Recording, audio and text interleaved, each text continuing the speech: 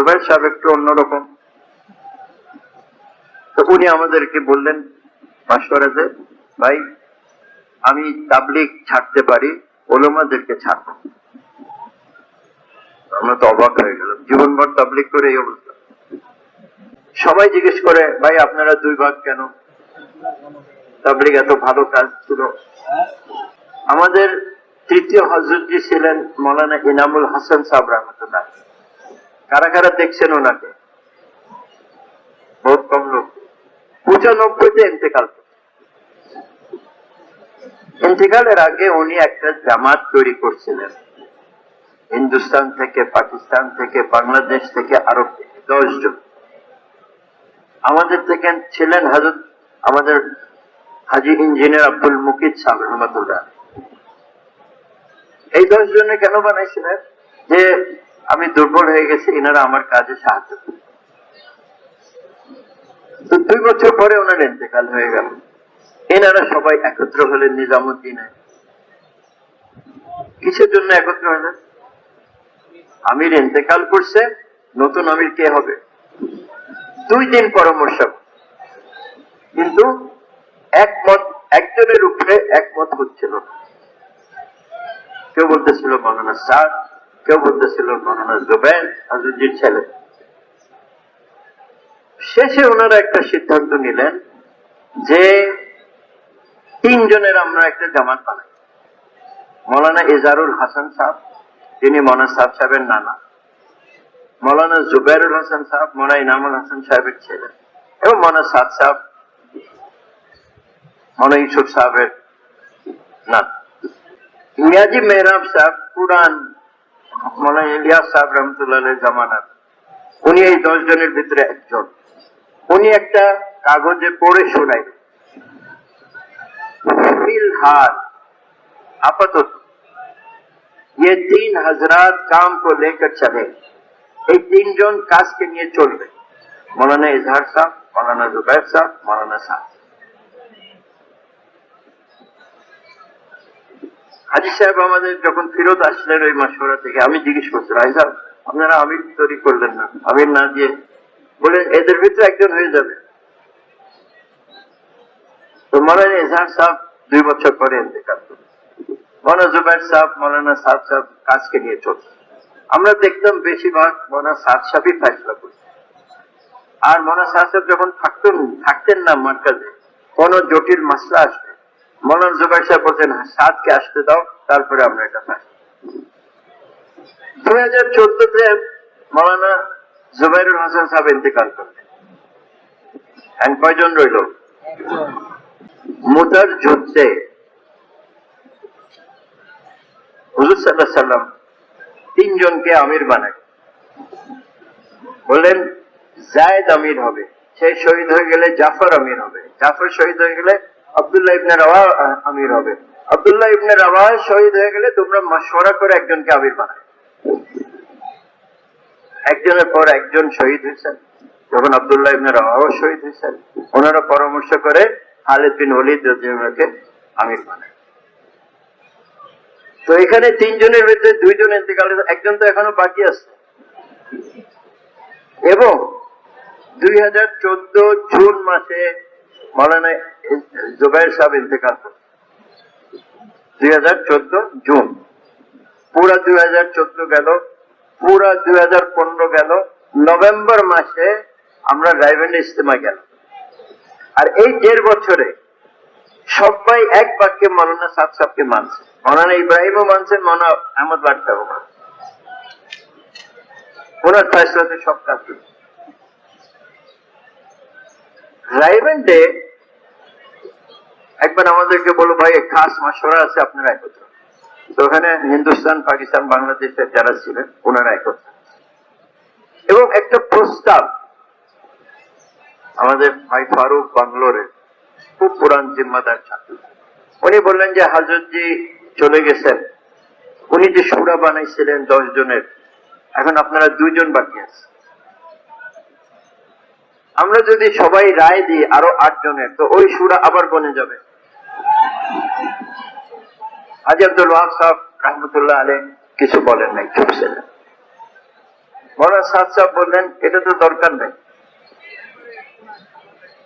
আমাদের কাকরাইলের চূড়া আছে, রায়গঞ্জের চূড়া আছে, নিজামুদ্দিনের চূড়া, কোন বড় মাসলা আমরা এটা টঙ্গীতে আর রায়গঞ্জে আর হজে আমরা প্রতি 2 বছরে যাই, ওখানে আমরা এই মাসলাগুলো নিই। এখন তো এর নতুন চূড়া বানানোর কোনো দরকার নেই। ওই সময় কিছু উগ্র লোকজন আসছিল দিল্লি থেকে, ওরা হাউকাও শুরু করেছিল, মাসোরা শেষ হয়ে গেল, কোনো ফয়সলা হয়। পরের দিন আমাদের কাছে রায়গঞ্জের 2 জন আসে আর বললো আপনাদের সাথে আলাদা কথা আছে, সুরা, আমরা 4 জন ছিলাম। কি বলে, এই যে সুরা বানানো হয়েছে, আপনাদের 3 জনেরও নাম আছে, আপনারা সই করেন। আমি বললাম এই নামগুলো কে দিল, মাসওয়ারা তো হয়নি। বলে প্রত্যেকটা নাম হাজী আব্দুল ওয়াহাব সাহেব। আচ্ছা, তো সাদ সাহেবের সই নাই কেন? বলে ওটা আমরা নিব। আমার মনে লাগলো যে এখানে কিছু ভেজাল আছে। আমি বললাম যে না ভাই, আমরা এখন সই করবো না, আমরা এখানে 4 জন আছি, আমাদের দেশে আরো 4 জন সুরা আছে, আপনারা কাগজটা দেন, আমরা গিয়ে পরামর্শ করে তারপরে আমরা সই করি। নাম মৌলানা জুবায়ের করলেন, নাম মৌলানা রফিউল হক সাহেব। তারপরে আমরা পরের দিন চলে আসবো, তো হাই সাহেবের সাথে দেখা করতে গেলাম। আমি জিজ্ঞেস করলাম, হাই সাহেব আপনি কই সুরা বানায়া? আপনি কোন সুরা বানাইছেন? আপনি কই সুরা নিয়ে বানায়? কোন সুরা বানায়? ওরা বলতেছে যে উনি প্রত্যেকটা নাম। আচ্ছা, কিছুক্ষণ পরে মৌলানা সাদ সাহেব কেন হাই সাহেবের সাথে দেখা, উনিও বাইরে হয়ে এসে বললেন মাইক নিয়ে, আমি হাই সাহেবের সাথে দেখা করে আসছি, আমি জিজ্ঞেস করছি আপনি কোন সুরা বানাইছেন? বলে আমি কোন সুরা বানাই। এই জন্যে কাজ যেমন চলতেছে ওরকমই চলবে, আলমী সুরার কোনো দরকার নাই। হ্যাঁ, আমাদের মাশওয়ারা হলো আলম, পোস্ট বানাইতে হবে না। আমরা চলে আসলাম। কিছুদিন পরে আমাদের 5 দিনের জোর ছিল, ওখানে মনে ইব্রাহিম জিয়াউল্লাহ সাহেব আসছিলেন, ভাই ফারুক সাহেব আসছিলেন। রায়গঞ্জ থেকে একটা ওই চিঠি এসে গেল, সব নাম, কিন্তু আমাদের সই নেই। বলছে এরকম সুরা বলছে, এটা এখন থেকে কাজ ইনাদের মাথায় হাতে চলবে। হাজী সাহেবের নামও আছে, সাদ সাহেবের নাম আছে, সবের নাম।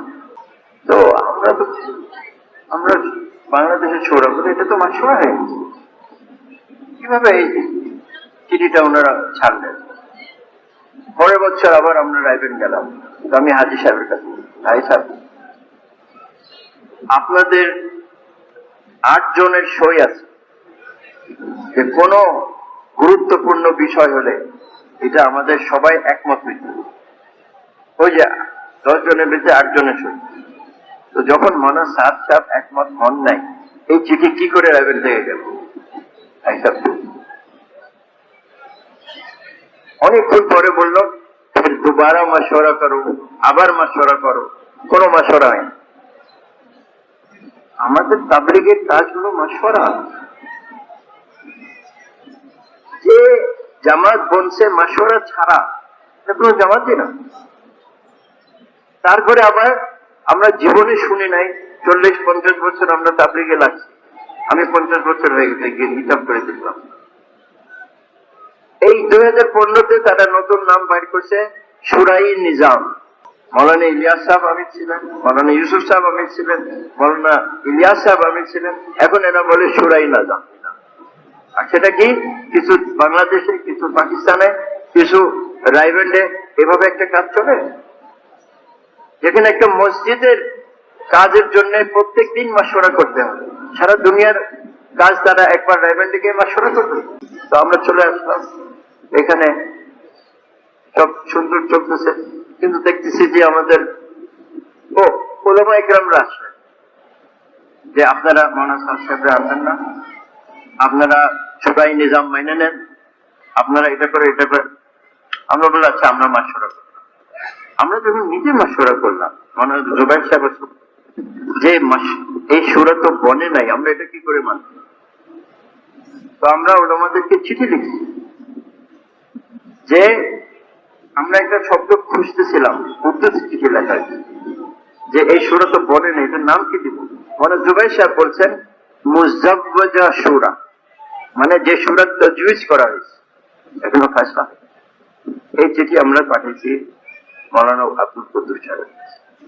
কয়েকদিন পরে দেখা গেল যে মৌলানা জুবাইর সাহেব একটু অন্যরকম। তো উনি আমাদেরকে বললেন মাশওয়ারাতে, ভাই আমি তাবলিগ ছাড়তে পারি, ওলামাদেরকে ছাড়বো। আমরা তো অবাক হয়ে গেলাম, জীবনভর তাবলিগ করে এই অবস্থা। তো হ্যাঁ, আমরা আমাদের কাজ চালাই। মৌলানা সাদ সাহেবকে আল্লাহ আমির বানিয়েছে। কিভাবে? 10 জনের ভিতরে উনি একজন ছিলেন, 3 জনের ভিতরে উনি একজন ছিলেন, ওই 3 জনের একজন এখন উনি বাকি আছে। যতক্ষণ পর্যন্ত ওনার ইন্তেকাল হবে না, আপনি নতুন আমিরের ফেসলা করতে পারেন। মুতার অবস্থা। তো ইনশাআল্লাহ তাআলা আল্লাহ পাক আমাদেরকে তৌফিক দেন। আমরা তাদের সাথে আমাদের কোনো ঝগড়া নাই। ওলামা ইকরাম আমাদের মাথার তাজ, ওনাদেরকে ব্যবহার করছেন এনারা।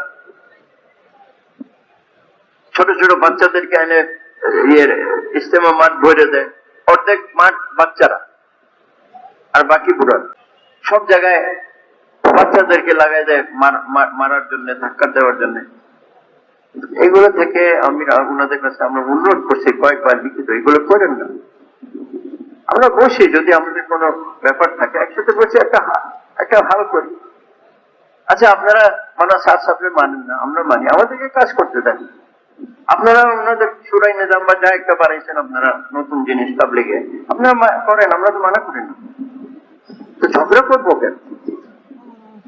এই জন্য আমাদের সব সাথীদেরকে আমরা বলছি, আমরা এদের সাথে কোনো ঝগড়া করবো, আমরা আমাদের কাজ করবো, আমাদের আখলাক দেখাবো।